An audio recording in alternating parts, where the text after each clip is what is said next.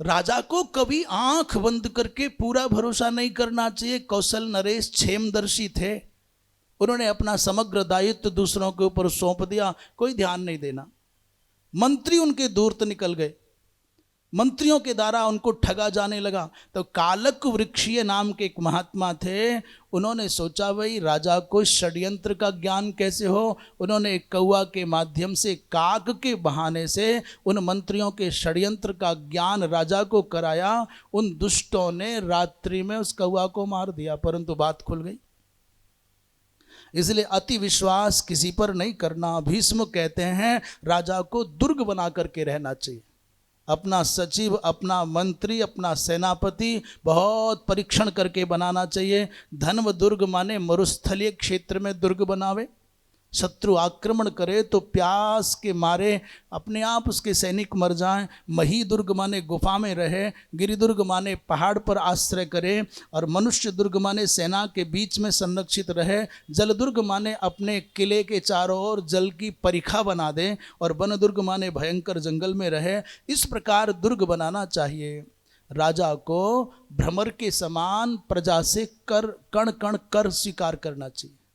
भ्रमरवत मधुदोहम दुहेत राष्ट्रम भ्रमरा इव पादपम। जैसे भौरा पुष्प को क्षति पहुंचाए बिना मधु संचय करता है, वैसा ही करने वाला होना चाहिए। राजा को चाहिए कि अपने राज्य में भिखारियों की संख्या ना बढ़ने दे।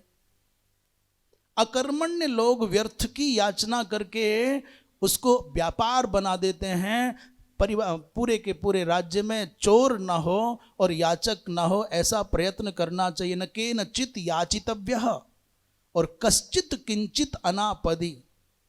राजा का कर्तव्य है कि राज्य में बहुत अधिक भिखमंगे नहीं बढ़ने चाहिए।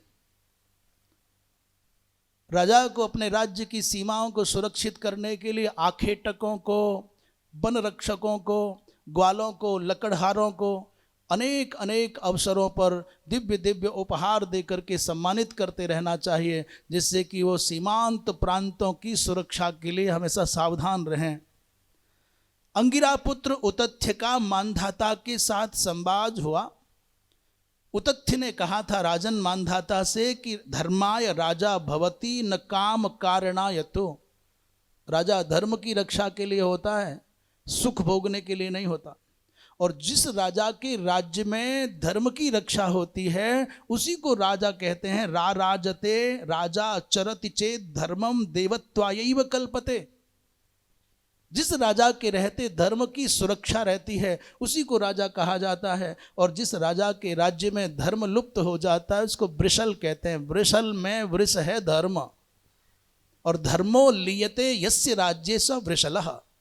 जिस राजा के राज्य में धर्म को क्षति पहुंचती है उसको वृषल कहा जाता है।